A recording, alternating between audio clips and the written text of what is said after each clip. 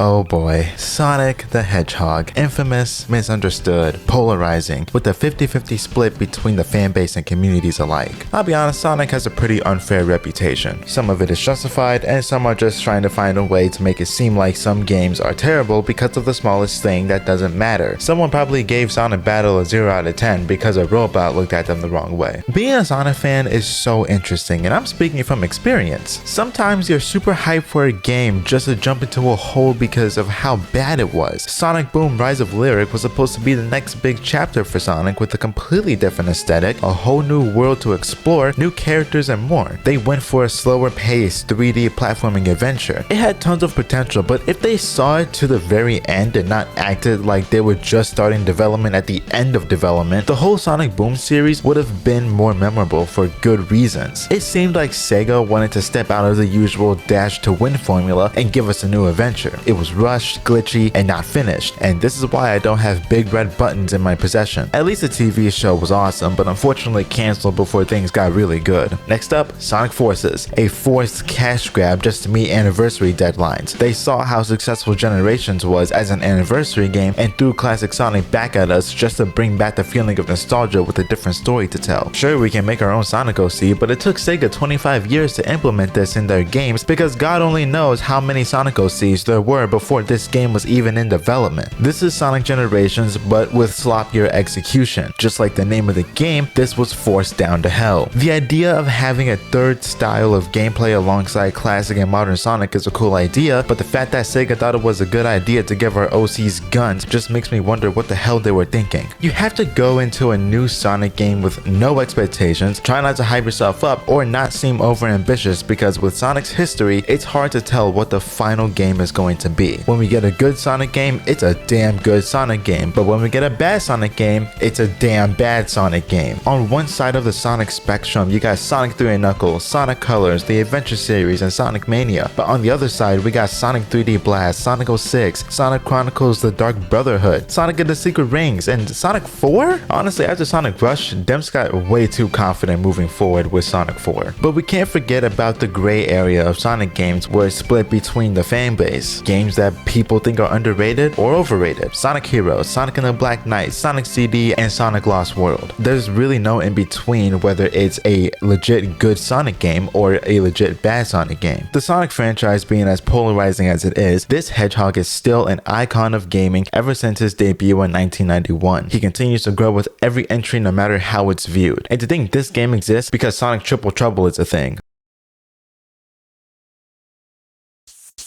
So, following the release of Sonic Forces in 2017, Sonic Team began exploring approaches for the next Sonic escapade, and pretty much how they can apologize for what they did to Forces. In addition to celebrating the series' upcoming 30th anniversary, the developers sought to define what a modern Sonic game should be and solidify the series' direction for the next decade. Breaking news, they've been doing this for 26 years after Sonic 3D Blast was released, and they made it seem like they found it with Sonic Colors, Unleashed, Generations, and Forces. Apparently, 75% isn't good enough for them, so they decided to start all over. The head of Sonic Team, Takashi Iizuka, felt the series needed to take an innovative direction that would lay the foundation for future games, just like how Sonic 1 set the standard for 2D games and how Sonic Adventure was the original base of 3D games. Sonic Forces received criticism for its short length and level design, so its director Morio Kishimoto concluded that the team's method of designing levels originating from Sonic Unleashed in 2008 would no longer satisfy fans. The boost formula worked very well for a certain amount of time, but you gotta move on somehow, and Sonic Forces currently seems like the last modern Sonic game that'll give us that sense of gameplay. Eventually, Sonic Team ultimately determined that the series' traditional linear design contained little room for evolution, and felt it could not progress in this direction. The boost formula seemed very copy-paste, especially after Sonic Colors. It makes every other game with the same design feel like the same game, but with different worlds and stories to tell. While on this subject, Yakuza felt that 3D Sonic games were not giving players enough freedom and constrained them to their linear paths. That's exactly what these games were, excluding half of Unleashed and half of Generations and Forces with the Werehog stages and classic Sonic stages. I've always wondered what an open world Sonic game would be, but that image is very hard to picture because of the core gameplay being moving fast and not taking your time to explore the surrounding worlds around you. You can't even do that if you're stuck in between invisible walls. The closest thing to an even remote open world Sonic game is, funny enough, Sonic Boom Rise of Lyric, and we all know how that went. The idea to make an open world Sonic game came from Kishimoto, who enjoyed watching the evolution of the platform genre's world map concept since it was polarized by Super Mario Bros. 3 in '88. Some Sonic games, such as Sonic Adventure, featured world maps, but Kishimoto felt his idea evolved the concept by combining it with the gameplay. He thought it would allow for more freedom and diverse gameplay. So with that idea in his mind after Forces, he returned to direct Sonic Frontiers. Development lasted 5 years longer than previous Sonic games' development cycles. Iizuka attributed the length partly to Frontiers not building on previous Sonic games. This is a new idea, a new concept to work with, and unlike previous games, you can't go to Sonic Drift and make a new game off the gameplay used for it. There was a lot of trial and error the development team had to go through because literally expanding the world of Sonic when we're usually cramped in between spaces is a very tough accomplishment to pull off. There was even a time where they had to scrap everything and restart development from scratch, and during that time they started external playtesting to see what they wanted to do. So fast forward to 2020 when the COVID-19 pandemic was at its peak, the team was on its way to start production, but because of this worldwide epidemic, it required Sonic Team to shift to remote work for the first time in its history. Iizuka noted that this made it very difficult for developers to get a sense of the big picture, but the benefit of digital communication accelerated other aspects of development. That's pretty surprising because I can only imagine having a huge team of game developers for a AAA game to have to work on the next big game from home. The idea alone makes it seem like it's nearly impossible. When it came to the overall design of how this game would look and play, the designers focused on transitioning Sonic's speed and abilities to an open world design while remaining true to its previous games. They opted for a mysterious tone to reflect Sonic exploring an unfamiliar landscape. Iizuka felt Sonic's essence as a 3D action game separated Frontiers from adventure and role-playing games such as the Zelda series. During the design process of Frontier, Sonic Team drew upon their experiences developing hub worlds for Sonic Adventure and repeatedly tested how fast Sonic could race through an open world to determine how large it needed to be. You couldn't go too fast in Station Square because there was so much stuff keeping you from going as fast as you wanted to, and also because you don't want to crash into a car going 10 miles an hour. But the biggest challenge for the team was making sure that going at such a fast pace in an open world would be a fun experience and not something you force yourself to do just to make progress. Because of that, Sonic Team decided not to raise the difficulty levels as the game progresses, since the open world would provide plenty of content. They wanted to prioritize combat over speed because that's what they've been working on for years, and they've been able to make it work in nearly every fashion. Despite the shift to open world design, they determined that Frontiers did not feel like a Sonic game without platforming elements. We all know Sonic for speed, but we also know him for bringing a challenge to 2D and 3D platforming while speeding away from huge trucks in the middle of a city. They had to find a good balance between traditional platforming and exploration. They wanted to ensure that players could choose between combat and platforming and would not be forced to fight enemies, so they included various methods to collect items when they are platforming or in the middle of combat. Apparently, the Sonic movie was a big influence for the development team, and Kishimoto wanted to take some elements of the combat in the movie and incorporate them as small Easter eggs in Frontiers. It seems that the overall development cycle was a relatively smooth journey other than the pandemic, but once they got their feet wet, it was off to the races to complete it. Too bad this game doesn't have a Mean Bee Machine minigame, so I might as well start talking about the game itself before I get into an unnecessary rant. After some trailers that made everyone a bit uneasy, especially the first trailer, as it left a lot to be desired. It was slow paced, not all that interesting. We didn't really get to see what kind of world we will be exploring. There was a lot of mystery going into this game, lots of hype, ambition, and concern for all the right reasons. Sonic history says it all. I've never been more cautious about a game until Frontiers. I've said that before in a previous video, but I mean it. But I also kept my feet down. I wasn't out here saying that this is going to be the redemption of Sonic. But when the time was here, the game released worldwide on Nintendo Switch, PlayStation 4, PlayStation 5, PC, Xbox One, and the Xbox Series consoles on November 8th, 2022. It was time to figure out whether or not this would be the start of redemption. This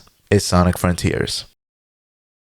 We start off our story with Dr. Eggman as he travels to the abandoned Starfall Islands to steal the technological secrets created by the Ancients, creatures who are related to Chaos from Sonic Adventure, which is actually a really cool callback. When he uploads his AI unit and new character Sage into a portal, several robotic defense units are summoned. Detecting a threat signature, Sage ceases to hijack the portal and initiates a protection protocol, dragging Eggman into an artificial dimension called cyberspace. After the events, we cut to Sonic, Tails, and Amy as they're investigating weird activity that has drawn the Chaos Emeralds to the islands, but their plane is sucked into a wormhole to cyberspace. Sonic is able to escape and enters the islands in the real world, where a disembodied voice tasks him with finding the emeralds and destroying the island's robotic titans to remove the boundary between the real world and cyberspace. Sonic follows the demands of this random voice, thinking he'll be able to help his friends escape cyberspace, including Knuckles, who had been transported there by exploring the ruins above Angel Island. Sonic saves his friends in their digital form as they are stuck in these cages that were created by Sage, and while Sonic is doing his thing, she's trying to free Eggman from cyberspace. As Sonic destroys the cages, it causes his body to become increasingly more corrupted. Sage cautions Sonic to leave, influencing the island's mechanical guardians and titans to attack him, but grows to sympathize with him while observing his interactions with his friends and forms a mutual bond with Eggman throughout the story. Sonic and his friends slowly learn about Starfall Island and the deep history of the Ancients, who will reveal to be an extraterrestrial race whose planet was destroyed by the End, an all-powerful entity. The Ancients used the Chaos Emeralds to escape and were drawn to the Master Emerald on Earth, but the End followed and started to wipe out their new civilization. The Ancients built the Titans to seal the End within cyberspace, with their essences remaining within their accessories known as the Coco, which become inert once Sonic and his friends help them fulfill their final desires in life. In a nutshell, the Ancients once were civilized on Starfall Island. The almighty entity known as the End attacked them. They used Chaos Emeralds to escape. They built Titans to protect them from the End and were eventually wiped out, and their essences, being the Coco, are looking for a way to move on in life. The Cocos in this game are the key to the backstories that we get throughout the campaign, and we learn about the Ancients through them alongside Amy, Knuckles, and Tails. After destroying 3 of the Titans and disabling towers that maintain the boundary, Sonic succumbs to his corruption and is trapped between dimensions. Released with Sonic's friends and Eggman, the entity guiding Sonic reveals itself to be the End, which attacks Earth using the last Titan known as Supreme. Sonic's friends purge the corruption from Sonic by sacrificing their physical forms, while Eggman and Sage help Sonic collect the scattered Chaos Emeralds, which he uses to defeat Supreme. When the End flees into space, Sage takes control of the Titan and assists Sonic in confronting the End's true form, sacrificing herself to destroy it. Sonic's friends are restored and leave the islands with him, while Eggman revives Sage using the island's technology. This is such a different take on a Sonic story. This is a very mature plot with a hint of fun love. It doesn't take itself too seriously, but they don't treat it like it's nothing to worry about until the very end. I'm not saying other Sonic game stories are casual and don't take anything serious until God has to get involved, but something about Frontier's story compared to other Sonic stories we've played through is a different feel, from chili dogs and becoming a knight to potentially being locked in between dimensions for life. I think this is the best Sonic story because of the mature tone, although if you do stay idle for long enough, Sonic will give us a chili dog line. So moving on to the gameplay, I will say at first it does take a minute to get used to the controls, but once you get the hang of it, it feels amazing. Sonic feels the best he's ever felt when just moving normally. You eventually pick up speed and it's very easy to navigate where you're going. But on another note, you wanna play punchies?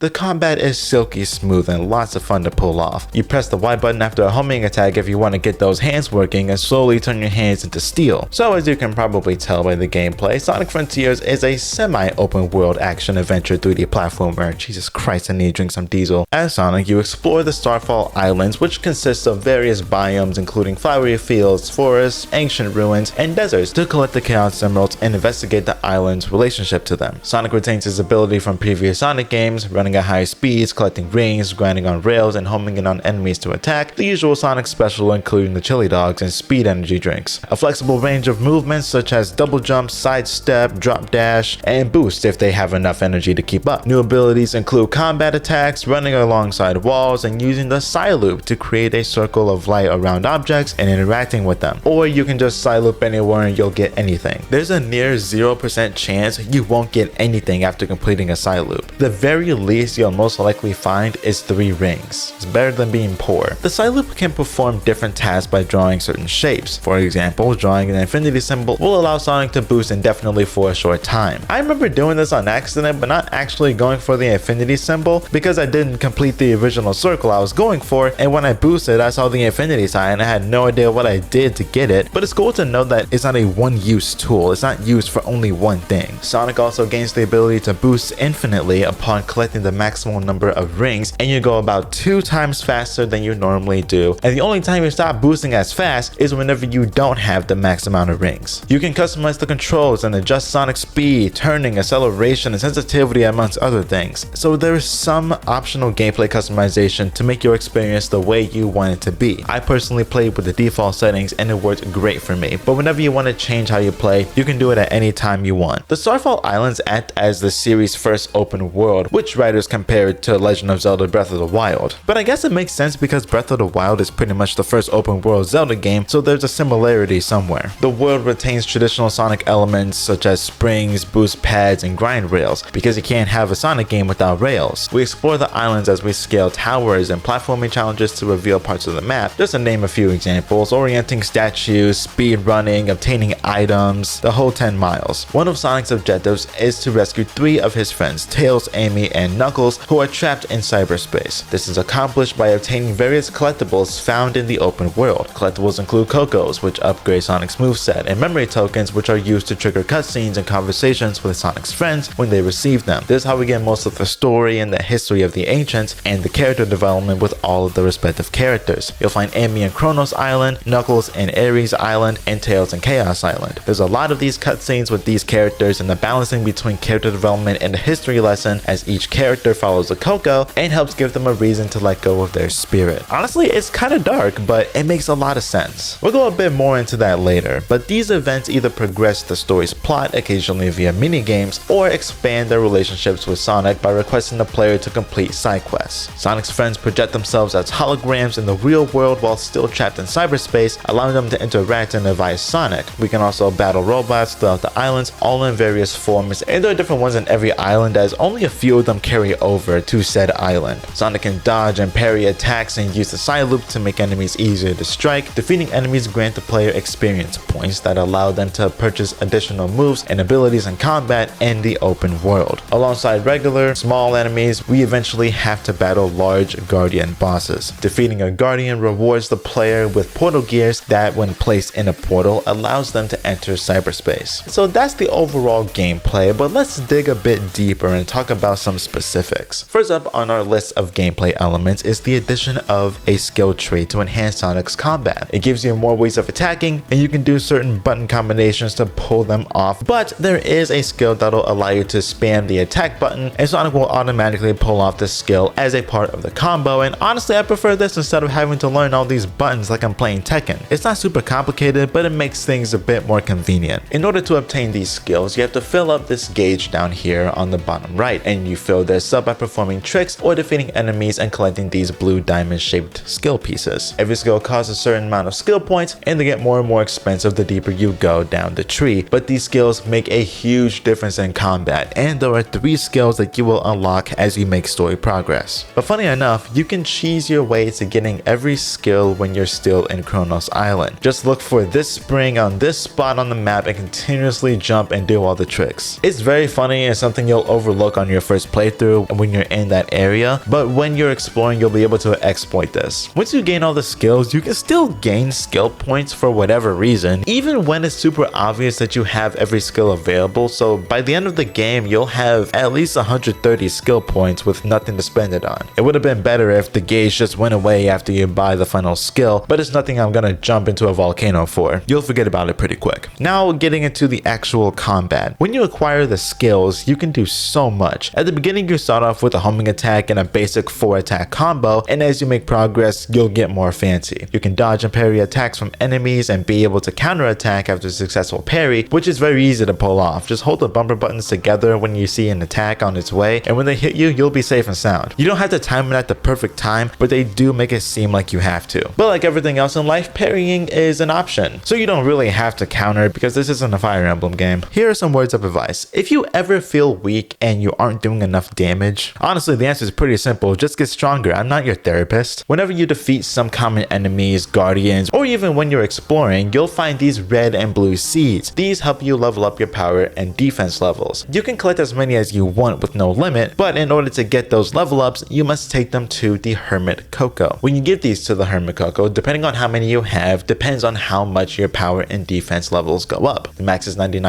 but those aren't the only attributes you can level up. You can also get your money up and increase your overall speed. Scattered around the islands, you can find these small cute little bouncy pebbles. These are cocoa, and you can collect them and give them to the Elder Cocoa in exchange for leveling up your ring capacity and overall speed. It's very easy to collect all of these items as they never stay gone once you collect them. They'll eventually reset so you can collect as many as you want and max out all your levels. Unless you're a masochist and prefer to not upgrade anything and play the game as raw as possible without any help that the game gives you, that's like 3% of the population. Now, let's talk about Super Sonic. We play as him whenever we're facing off against Titans and the final boss. When it comes to combat and the overall gameplay while playing as Super Sonic, it's pretty nice. We fly around and obviously we're more powerful and pretty much invincible to anything, and just like every other Sonic game, when Super Sonic is active, your ring count slowly goes down, so it would be best to make sure that you have at least 2/3 of your max ring count so you don't fall over because you think you got Riz. You don't. Although you really don't have to worry about that because your ring count goes down pretty slow. You may be on a time limit, but you have a lot of time in order to make progress on the Titan you're currently fighting. When in combat, Super Sonic will have whatever skills you have equipped at the time, and he'll be able to use those skills during these fights. Not only that, but they're much stronger to boot. With all the Titan bosses, you'll have to make your way through obstacles and dodge incoming objects to get closer to your target and do some damage. There are also quick time events that happen in between and after battles, so get your mashing hand ready and hope your reflexes aren't as bad as a sloth. Sometimes you'll have to parry attacks in order to continue your progression, but playing as Goku if he was a blue hedgehog is a lot of fun in Frontiers. Within the islands that we explore in Starfall, there are portals scattered around the islands that take us to cyberspace, but we have to find portal gears by defeating guardians and other enemies in order to unlock them. These are short levels that play similar to traditional Sonic stages. Upon completion of each stage, the player will be rewarded vault keys, with extra keys awarded after completing additional listed objectives, such as time taken, number of rings collected, and obtaining all 5 red star rings. These vault keys allow us to gain access to the Chaos Emeralds that are also scattered around the current island that we're currently exploring through. Once you collect all the Chaos Emeralds and complete the main objectives, you'll be able to fight the Titans. I really like the cyberspace levels because they were able to implement traditional Sonic levels without oversaturating it to the new concept of an open world Sonic game. Cyberspace isn't the main focus of the game, but it is important for progression. Also, when it comes to the levels themselves, Sega wanted to keep tradition and give us some classic stages: Green Hill, Chemical Plant, Sky Sanctuary, and a new original level for cyberspace, the City. I kinda wish that they kept to the original levels for cyberspace instead of just giving us Chemical Plant, Green Hill, and Sky Sanctuary, but like I said, cyberspace isn't the main focus of Frontiers, so I wasn't too offended by it. They're also really fun to play and constantly improve to get better times in. 24 years. That's how long it's been since we were able to fish in a Sonic game. Sonic Adventure was the last game that had this minigame, but they treated it as a campaign mode for one of the most polarizing characters in Sonic's history, and surprisingly enough, he makes an appearance in this game before Shadow. Let that sink in. Every island except one has these purple portals that take us to an isolated area within Starfall Island. Here is where we meet Big the Cat and we're introduced to fishing. Now, there is so much more to fishing in Frontiers than what it initially looks like. Throughout your adventure and explorations, you'll find these purple coins. These act as a currency that allows you to fish. You'll get a rod from Big, and it's time to relax and vibe out. When it comes to the gameplay, it's super simple. Aim where you want to cast your line, and when you get a bite, press A and make sure the white circle overlaps the red circle, and hope you find something good. Where fishing really shines is the items you get. Whenever you catch something, whether it be a fish or a tire, you'll get another type of currency depending on the value of what you caught. This can only be used when you're fishing, and you can exchange them for in-game items. portal gears, memory tokens, vault keys, seeds of power and defense, lost cocoa, rings, and skill pieces. It's incredibly broken because you get so many fishing tokens on the island. You can spend as much time as you want fishing. You'll be able to pay for whatever you want. With the boost of level progression, being able to max out your ring count automatically and getting your skill pieces, this makes things so much easier on the player, especially the fact that you can fish, pay for as many vault keys as you can, and get all the chaos emeralds real fast. But there is one item that stands out amongst the others, and those are the egg memos. They're little recordings of Eggman while he's stuck in cyberspace. You can buy them with the tokens you get from fishing and see what he's thinking about. I'd say this is Eggman's character development throughout the story because he keeps trying to find ways to get out and what he'll do next when he gets out. I love this addition to the game because we barely see Eggman and he isn't our main antagonist. But you can't have a Sonic game without his iconic mustached egg-shaped enemy. Fishing is really good and really overpowered, but it'll give you a good laugh, especially when you catch a swordfish. Next up, let's talk about Starfall Island, the entire world that was once civilized with ancients just to be wiped out. Honestly, nothing but sad vibes here, let's be real. Next thing we know, moving on to present time, Sonic and friends are making their way over to investigate Chaos Emerald activity. With a total of 5 huge islands that only get bigger as you progress, there's so much to see and so much to do. Let's talk about it. I think the idea of putting Sonic in a mysterious world that was wiped of its civilization is a great concept. We've seen a ton of different environments in Sonic games, and they seem to fit the theme of gotta go fast and just ignore everything around you. Obviously, in other Sonic games, we have limits to where and how we can explore the world around us because those games were made to be linear, and that's exactly what they are. This is an open world. We can go anywhere and do anything in this wide space. Kronos Island is a great place to learn the ropes of Sonic's movement, combat, learning about cyberspace levels, and more. Clean grass plains with lots of steep mountains, rivers, and creeks. As the deeper we go, we eventually see a giant waterfall that brings it all together. Next up is Ares Island, the desert world, because every platformer needs a Sahara desert world, a much wider biome with so much more to do. There are some parts of the island that split off and act as their own mini islands near the north and southeast edges of the map. Canyons, ruins, and ancient artifacts can be found here. Ares Island is a great desert biome as it expands itself from Kronos Island. Next up is Chaos Island, and honestly from the looks of it, this island speaks for itself. Dark, monochrome, eerie, but not all that scary. So luckily there aren't going to be any floods, unless you jump in a volcano. Also yeah, there's a volcano, so do your best to not jump in there, because I know I didn't. The next island we end up in after Chaos is a plot heavy island, and honestly it's pretty one note, but the events we witness as we scale the 6 extremely tall towers lead up to the most important lore dump of the game. So much happens here, but I think I'll save it for a future video and go deeper into why I love Rhea Island and Sonic Frontiers. The final island is the key to the game's end, as we had teamed up with Eggman and Sage to finish off the real villain of this game who wiped out the ancients and left Starfall Island in the state it's currently in. This is the final chapter, and we learn more about Sage and Eggman's relationship while we search for the Chaos Emeralds for the final time in Oranos Island. It's such a beautiful location to end the game with, and I get a sense of courage and determination to continue the adventure and finish it off. Sonic Frontiers Overworld and the islands are so much fun to investigate. Each island is unique in their own ways. They all look gorgeous during the day and very intriguing at night. Then it gets kind of depressing when it rains. The design of the islands fit the idea of what these islands are without the ancients. Who knows what it would turn into if they weren't wiped away. We would most likely be able to interact with them in their true forms we see in the flashbacks instead of having to communicate with the cocoa we collect within the gameplay. There are a lot of questions that the game answers, but there are some that could lead to more questions that'll be left unanswered for now. Sonic Frontiers has a wide variety of bosses. This game gives us this concept of mini bosses and traditional boss fights. These are Guardians and Titans. Spread out around 4 out of the 5 islands are sets of Guardians and 1 Titan per island. Starting with Kronos Island, we stumble across our first ever Guardian, Azura.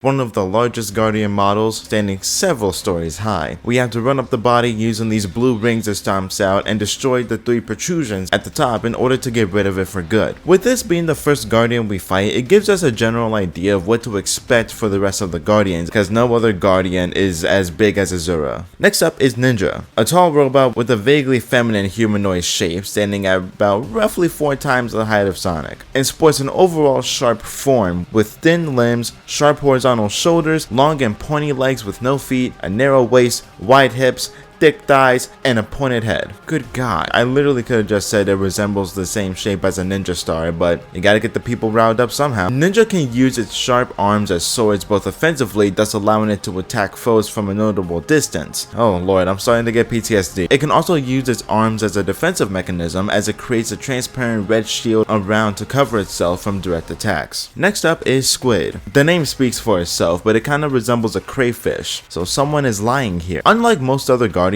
the squid is constantly flying around the open zone, normally ignoring Sonic due to flying well above his level. In order to beat it, you have to run a lot from the purple roadway it seems to poop out, and once you get to the squid itself, after dodging projectiles, you can start attacking. This one is a bit long-winded because you have to continue slowing down when you run out of boost, so it takes a bit of time to get to the squid, but it's a cool concept. It also makes an appearance on Chaos Island as well. The final guardian of Kronos Island is the tower. That's just a black rock. In my opinion, the easiest guardian of the Kronos Kremlings, but you still have to be careful. The tower's basic defense is to spin its ring at high speeds, damaging attackers if they touch it. The ring itself can also fire off explosive spikes for ranged attacks. Despite its lack of mobility, this f***ing spiked dildo can lift itself out of the ground and hover in the air, moving surprisingly quick to reposition itself and damaging nearby enemies with the force of its impact with the ground. If Sonic was a Pokemon, hopefully he'll have Earthquake, but he's a fighting type, so we got a lot of work to do. Moving on to the Ares Island Guardians, we start off with the shark. Super mobile in the sand, as it can swim very fast through the grainy terrain. It uses this ability to ambush its enemies, ramming them or attempting to bite them with its huge jaws. It can even build up enough momentum to perform impressive leaps in and out of the sand,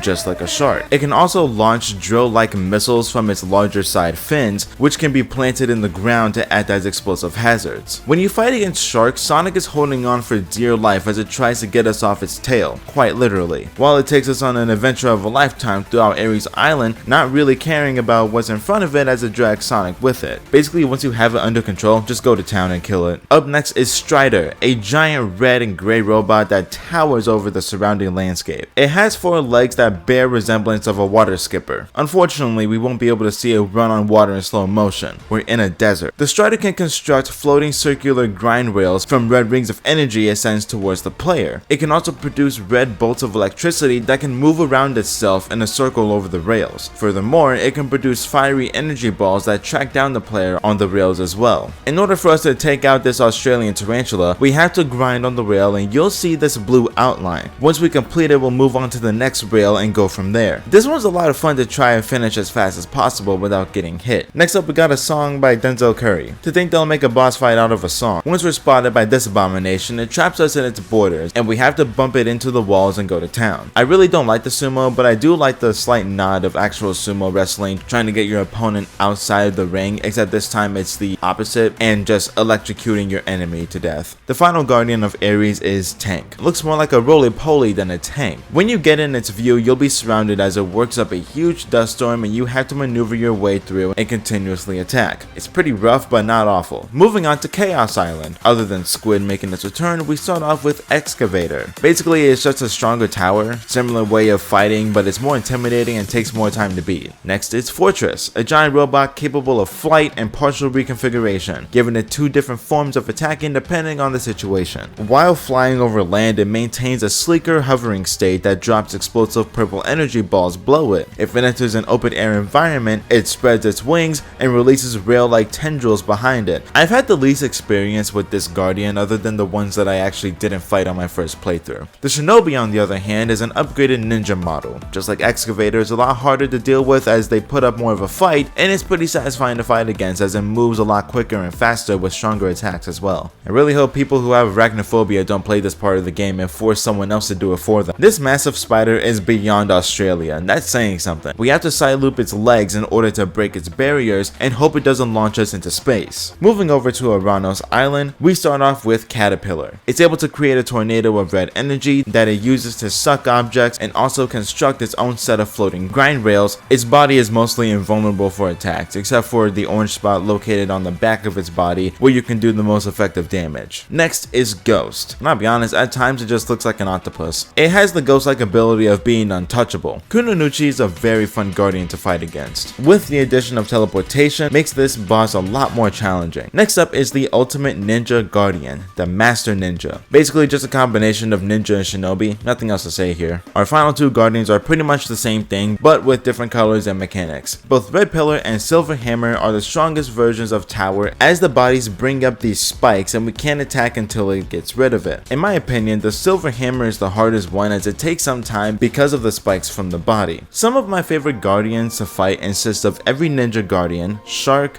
Fortress, Strider, Azura, and the towers. These were a lot of fun to fight against and I got more satisfaction out of them. I seriously do not like the sumo. Now we move on to the big boys. 4 unique titans that act as the bosses of these islands excluding Rhea Island. These massive robots pose a massive threat and we use Supersonic in order to stand a chance. Starting off with Giganto. I remember when I first fought Giganto, felt like the final boss. The triumphant music with the environment and with us acting as Supersonic so early in the game. Amazing. I feel like a lot of players, including myself, originally thought the game was over while fighting this monster. An absolutely amazing debut for the Titans. Moving on to the Wyvern. This is more of an adventure type boss. We're moving around with it across areas and parrying its missiles can lead to some satisfying gameplay, especially with quick time events and launching missiles into its mouth. Moving on to probably one of the best fights in the entire game, Knight. Having to take his shield away and riding the damn thing and dodging missiles, well, attempting to dodge missiles and ramming it into its head, it's so awesome and probably the best Titan fight in the game. The final Titan is Supreme. Kinda anticlimactic compared to the last Titan and the story as well. Also, it has a gun. Yeah, that's what you want representing your brand. You have to navigate your way through these yellow crystals and work your magic against it. So overall, the Titan and Guardian fights are some of the best bosses Sonic Team has ever developed. Not only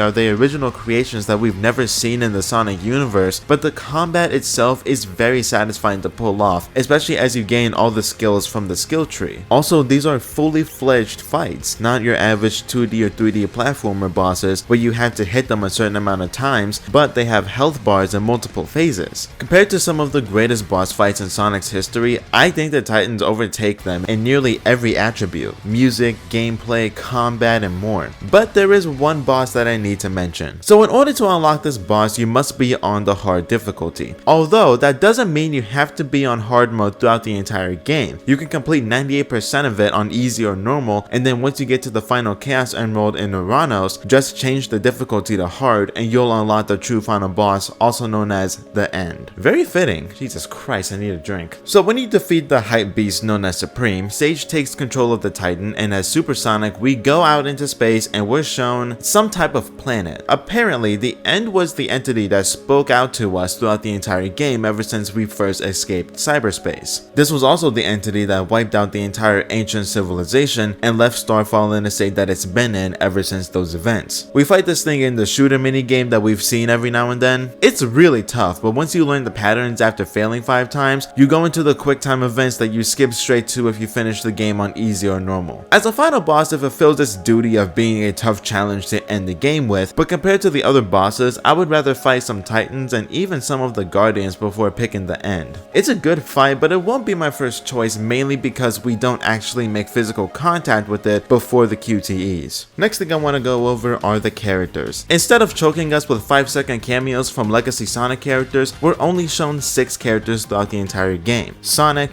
Amy, Tails, Knuckles, Eggman, and Sage. Each character has their own arcs and developments throughout the campaign, and I would say this is the most mature we've seen these characters, other than Sage because we've never seen her before. Their tones are darker and deeper and more serious compared to Chili Dogs the game and this. Starting off with the Blue Speedster himself. He's mainly tasked to explore the Starfall Islands and stop the Titan and rescue his friends in the process. He's the only one who initially escaped cyberspace unharmed, and he has to explore these islands.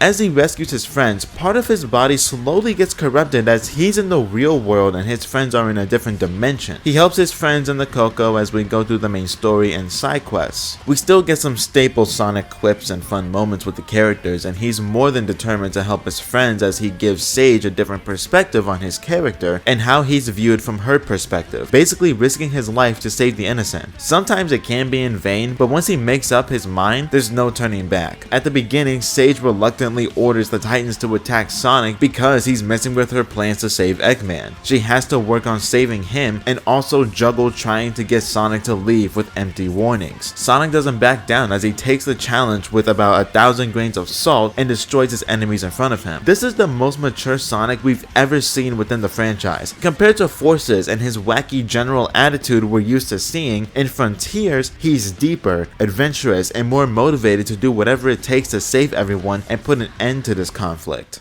With Amy being our first companion we save, and as we go through her side quest, we see that it focuses on her desire to reconnect two Coco lovers. So after battling the Titan for the first time and taking an embarrassing L, we're sent far away and conveniently we land near Amy, and afterwards we release her from her cage. Soon after, we come across a very vocal Coco next to Amy, and it will tell her that they're on a journey for love, wanting to admit their feelings to the love of their life before it's too late. With Amy's character being more towards the hopeless romantic side of things, especially with Sonic at the beginning of the 3D era, she does what she can in order to help out this Coco. Throughout our time in Chronos, we slowly make progress with this side story as we get some flashback scenes of the ancients, play a quick minigame of gathering a certain amount of Coco in a bunch, and then afterwards it gives us an ending to the Coco as their spirits have been released, and that leaves the Coco themselves to finally rest. It's an interesting idea, and I think it works for all three side characters as each story gives us different perspectives and character development.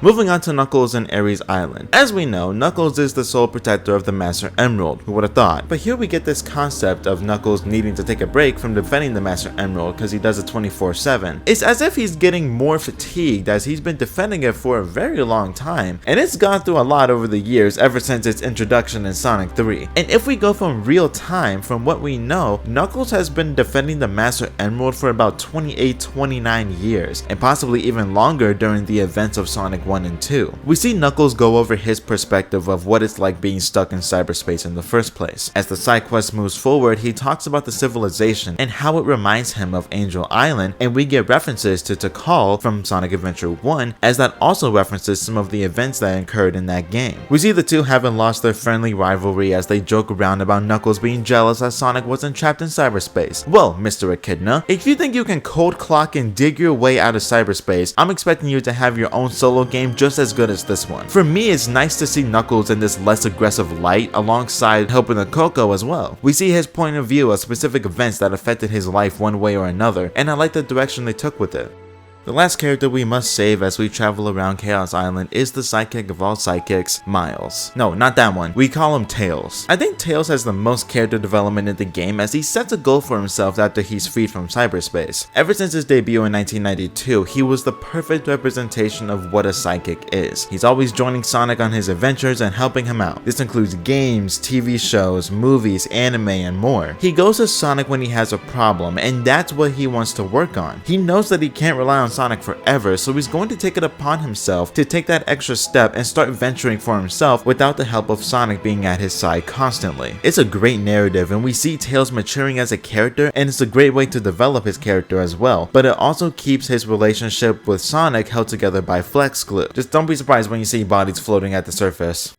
Sage is a unique character. She's an AI unit that was programmed by Eggman, in which he used to attempt to harness the technology of the ancients during the Starfall Islands incident at the beginning of the game. But let's go a bit deeper into this new character. According to Takahashi Iizuka, understandably so, because we've never seen a solo character that isn't secretly a god be this much of a threat to Sonic since Shadow in Adventure 2. Going along with the original concept of Sonic solving the many mysterious events of Starfall Island, I think it only makes sense for our antagonist to be just as, if not more, mysterious. We ask tons of questions about where we are, what we have to do, and who the hell is this edgy entity. Just like all those questions we have regarding this character, it goes along with her unique design. She resembles a human girl with a very big head, so she's gotta have a higher IQ than the entire United States combined. Short white hair with a cool swirl on the right side of her head covering her right eye with some small but noticeable red highlights. Also, you'll notice that a part of her design is that she has some red computer code on the side of her body, as she's also rocking a nice black cloak and shoes that also have red computer code, which makes sense because she's an AI unit. Sometimes it looks like she's been glitching out, but I see it as if she was a rushed product by Eggman because of the situation he was in, where he wasn't able to complete the program all the way through, but he got enough done so we can bring her to life. After the first event of Frontiers, we see Sonic talking to an unembodied voice and Sage watching him from a distance, curious about how he was able to escape in the first place. As the story goes by, we see her continue to warn Sonic about what he's doing and keeps claiming that his actions will be useless in the end. She comes off as cold and stale like the end piece of store-bought bread, although the dynamic between her and Sonic is an interesting take. She's cautious, logical, and rational, while Sonic is more reckless and a risk-taker. She questions Sonic's motives as she tries to get him to stop what he's doing, but Sonic is persistent and cares about his friends, so he tries to make Sage understand why he does what he does and that he doesn't plan on stopping no matter what he has to face. She's a super powerful unit as she can manipulate any of the enemies we see in Starfall to fight against us, and she even has control over the Titans and can demand them to destroy Sonic. Not only is she a huge threat to Sonic, but she's really damn smart. Since she's an AI, she has the ability to use her processing power to calculate all the known factors under 1,750,000 simulations at once. She goes over the best and most safe possibilities to get Eggman out of cyberspace. Not only that, but because she's an AI unit, she holds a lot of important information. This would include all the knowledge the ancients had on the end. She can also float and teleport, but who cares about that? After Sage realizes the strong bonds between Sonic and his friends, she starts to feel some empathy for him and starts to understand why he's going through these tough ordeals and risking his life to save his friends, even if it eventually leads to him being stuck in between dimensions. We see her design start to flicker a more lighter color with whites and light blues, and eventually throughout Uranos, we see her go full on with this color change as she now wants to help Sonic save Starfall from the end, and we see that during the final battle. Aside from Tails, who has the most character development out of our legacy cast, Sage being the only new character we get to see throughout the whole game gets massive development through the main story and her side story on Uranos. It's really cool to watch, and I'm pretty excited to see what they do with her in the future.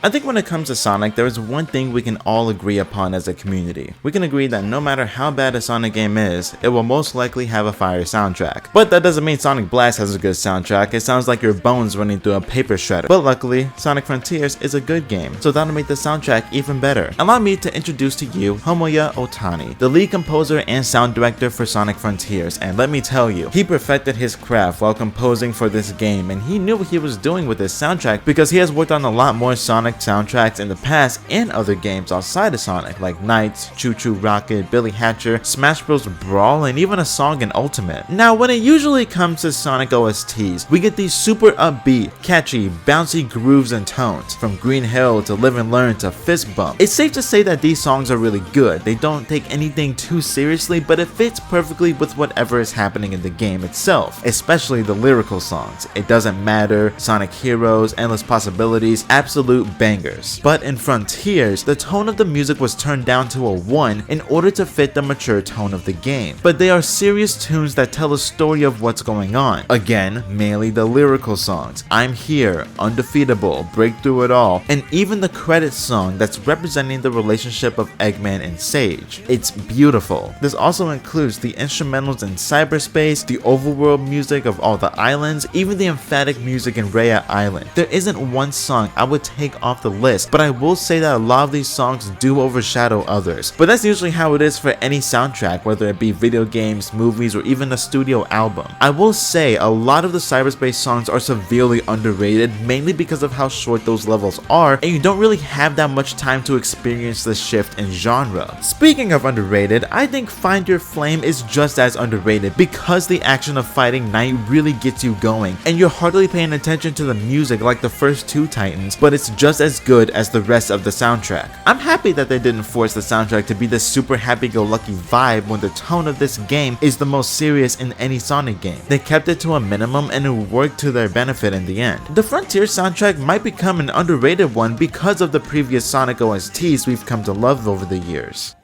Alright, now it's time for me to show off my bias and give my personal greens and reds of this game. The game isn't perfect, but I will say the greens definitely outweigh the reds, and I'm pretty sure I'll forget a few of both, so let's get into it. This new take on a Sonic story with a darker tone throughout the entire game instead of waiting until the last big moments is very refreshing, and it gives us a sense of curiosity as to why Sonic isn't yapping about chili dogs. The charm is still there, but it's not all up in your face every 10 seconds like it usually is. The most developed characters we've ever seen. More than Sonic X has to give out for goddamn Chris. He's the Ash Ketchum of Sonic X, but even more annoying. But Frontiers gives these characters an even deeper connection with Sonic. They clearly remember their roots, and they have their own personal goals to fulfill. And if you do their side quests, they will eventually fulfill those goals. At least I think, I don't know, we'll have to find out until Frontiers 2. But it is pretty satisfying to see them grow in a more mature way this time. The crew is finally growing up. With a lot of IPs taking a shot at the open world genre of games, I think we've been due for some type of open world Sonic game, and holy shit, I love it. It's kind of like Super Mario Odyssey, where we go to multiple very large locations. Thing is, you can go anywhere you want, but you do have your limits, which makes these games semi-open world. There's a lot to do, but there are invisible walls around the locations. The overall gameplay and movement feels amazing. I'm glad they tried this concept, and I think they did an amazing job. Not only are there zero Sonic enemies from other games here, but the Guardians and Titans are some of the best parts of the game, especially the Titan fights. These amazing environments, the music, gameplay, all of it is so much fun, even though Supreme is kind of anticlimactic as a fight, but it's still a good one. Not often do you usually see Super Sonic multiple times in the main story of a Sonic game, but it's the only way to defeat the Titans, hence why we need to find the Chaos Emeralds 4 times within this game. And it's not a drag because of the open world factor. To think that the Titans were originally used for good, but taken over just so Sage could release a hairy egg. I don't need to explain anything, I just did like 5 minutes ago. I love the music this game has to offer, moving on. There were a lot of possibilities as to how the overworld would look. It could have been super bland and boring if they based these islands off of Sonic stages, which would have been cool, but I feel like a lot of people would be pretty mixed on it because of the number of times we see Green Hill in the entire franchise. Mountain-based grasslands, the Sahara Desert if it was in Arizona, Dark Souls, an island that I love based on an annoying character, and a more modern grassland setting.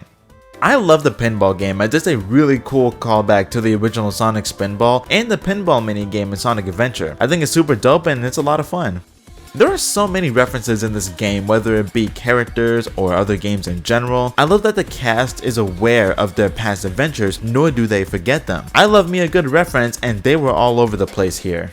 When you go fishing, you can buy egg memos, and I would say these are the sorts of Eggman's character development. Because he's trapped in cyberspace, he's decided to document his thoughts and alongside references every now and then. I like that we aren't forced to see Eggman every 5 minutes. He's iconic, a great villain, but I think it's about time that we let these new villains breathe and take in the spotlight of being Sonic enemies. Honestly, not the highest bar, but it's something. I'd say this is the most unique fishing game out of any other because of the things you can catch other than fish, even though you can't choose what you catch because it's always random. Crayfish, a squid, a snapping turtle, anglerfish, Vector's relative, coelacanth, however you say it, a marlin. But then we get to the fun stuff. Springs, item boxes, star posts, gold plates, choppers, hammerhead sharks, king salmon, LGBTQ frogs, and even treasure chests. It's so funny that Sonic can canonically fish and catch a tire and a barracuda if he feels like it. I didn't mention it earlier, but the fishing music could not be more vibey. It's basically just lo-fi original Sonic music, and it fits the theme of being in another type of dimension. It's like we're in a completely different type of cyberspace, and the music keeps that feel of mystery and curiosity. I don't need to go on about the Rhea arc. Like I said, I'm gonna make a separate video on it, so moving on. I think how revolutionary this game is for the Sonic franchise, it could possibly warrant a sequel. I think there's a bit more that can be explored with the open world concept, especially if they want to add in more legacy Sonic characters and actually give them their own stories. I may have played the Switch version, and the PC and PS5 versions look 15 times better. I'm used to it by now, but it still looks really good on the Switch. A very realistic take on Sonic environments, but it still keeps up the Sonic mechanics instead of forcing us to carry a useless human bridal style. Throughout the island, Sonic has some extra dialogue as he mentions other characters from the franchise. Very nice smaller Easter eggs that I hope they capitalize on in the future. Along with nearly everything being new, we got different common enemies for Sonic to kill. No more small animals trapped inside Eggman's minions, but we have these more modern designs that revolve around the Guardians and Titans. I think they look really good and do their job well just to die. This is probably my biggest green I can give to this game. It exists and it turned out great. I was genuinely surprised at how quality and consistent nearly everything is. It has me very hopeful for the future. Like I said earlier, this game isn't perfect. There are a few things that I really don't like about this game, and some of them do stand out, but they're more so smaller things that they probably should have fixed in a patch or just kept out of the final product. Cyberspace may not be the main element or mechanic of this game, but it's very noticeable that the designs are reused and most of the time, multiple times in one island. I won't knock it too hard because of how short they are overall, and they all play different as well, but it's hard to miss. I just don't like fighting against this thing. It's weird, and I've really never liked having to knock an enemy into some of the environment in order to do damage, so this was a big turnoff for me and my least favorite Guardian in the game. Hey, but that's a good ratio compared to everything else. Speaking of Guardians, the Squid Guardian is way too long because of how long you have to run on the purple poop trail dodging obstacles. Even when you have the max amount of rings and get that extra speed boost, it still takes a while to get to the squid itself, and it really drags on longer than it should. Sonic Frontiers gives us a nice detail of the weather cycle. The sun beams down on the waterfalls of Kronos, it doesn't rain in Ares because it's a f***ing desert, and the darkness and chaos just makes me uncomfortable at night because of the dark atmosphere when you're not drowning around the volcano. That's it, 3 different cycles. The only real cycle is the occasional rain. It's a cool add-on, but why not there be snow or heavy winds, or maybe even getting to choose between the 4 seasons? These worlds will look super cool to see in an autumn setting, but maybe in the next game. As much as I love the pinball game, I kinda wish we could unlock it after beating the campaign, and the only way you can play it, as of now, is by playing the whole game again, which is something nobody is going to do for a Sonic minigame. With the 2 minigames we have access to, I really hope that the developers at least thought about putting in a Mean Bean Machine minigame. It would have been an awesome callback and probably an even cooler minigame with these types of graphics and with Frontiers aesthetics. If Sonic Mania can do it, then why not a modern 3D Sonic game? Wow, Sonic Frontiers. What an experience. My personal new favorite Sonic game of all time. It was hyped up, didn't have the best first impression, but I think it came out amazing. This isn't your average chili dog hedgehog game featuring a sword. A successful experiment that's worth a shot if you haven't played this game yet. I'm not gonna lie, after the reveal and gameplay trailers, I was so cautious. I was scared. I love Sonic, and I want the best for one of my favorite franchises ever. With every game after 06, it's mainly up to when the game is out and how fans are going to react. Everyone will have a different reaction and nobody will have the same review whether or not you like the game. After Sonic Forces and how mediocre of a mess that game is, it only makes sense for Frontiers to be very ambitious and question from what we were shown before release. I've never been more cautious about a game until this game was announced. I wasn't that impressed with the first gameplay trailer, but I still had hope in that this was just what they had to show and they couldn't go further for now, and we would have to wait until a future date. I'm most likely going to be super cautious about future mainline Sonic games from here on, even though I think this game is really good and absolutely love it. I see Sonic Frontiers as a way of entering a new era for the Blue Hedgehog. I think it's the start of redemption for Sonic Team and the entire franchise as a whole. We all know Sonic's reputation and we love making fun of him, and as much as I want to defend him, it's completely earned. But this game, it gives me hope. It doesn't completely take away the bashings that Sonic has gotten and is still getting for past failures, but it shows that we can get a good Sonic product in our modern time. Sonic Frontiers is an amazing game, but it's not on the same level as any of the Game of the Year nominees, but that doesn't take away any of the positives, and it probably could have been a nominee if a few of these games weren't released when they were. Also, it was November, so it really wouldn't get as much attention in order to get nominated in the first place, but if it was released at an earlier time, then there's a possibility. God of War Ragnarok, Elden Ring, or even Xenoblade Chronicles 3 blows this game out of the water, but that doesn't matter because it's still a good game. I'm very excited for the future of Sonic, but I'm not gonna be blinded by excitement. I already have to wear glasses, so I can't be losing more of my eyesight because of a hedgehog. I'm still gonna be hopeful, but also super cautious as well. Unless we get another Shadow the Hedgehog game. Game of the Year 2035.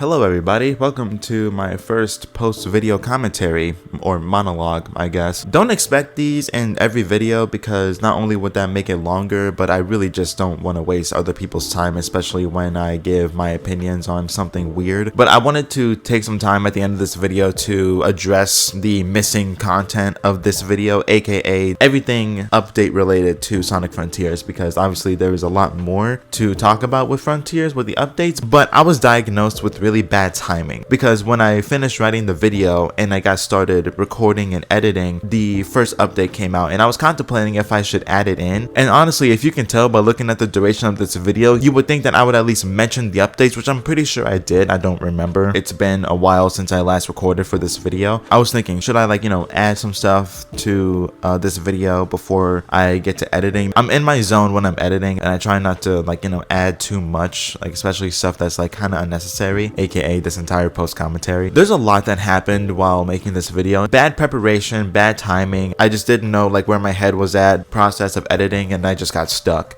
I was thinking, should I push this back to 2024 and then continue working on it then, or just work on it in the background while I upload other videos and then have it come out in either December of 2023 or sometime in 2024. I don't know. I still don't know. But yeah, this was a really long video, and because nothing came together when it came to timing. Again, my timing was a big reason as to why this video took so long to create.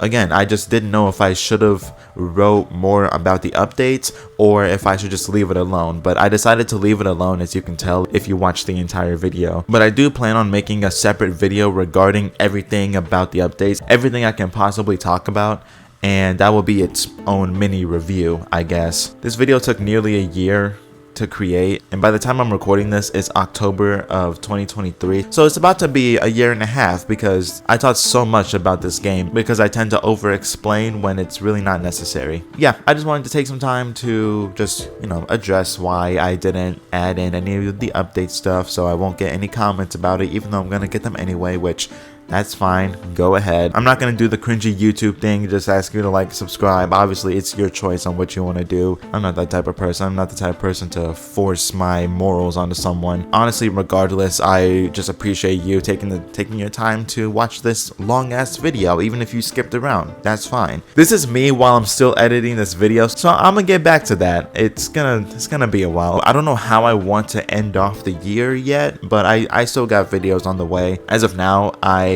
probably uploaded something or not, I don't know. And if you decided to stick around and listen to me ramble, I appreciate it. Don't expect this after every video though. I'm only gonna do this if it's absolutely necessary, which probably won't be that much regarding other video topics, aka all my ranking videos. But so yeah, again, thanks for watching. Thanks for taking some time out of your day to listen to me ramble about Sonic. And I'll see you later.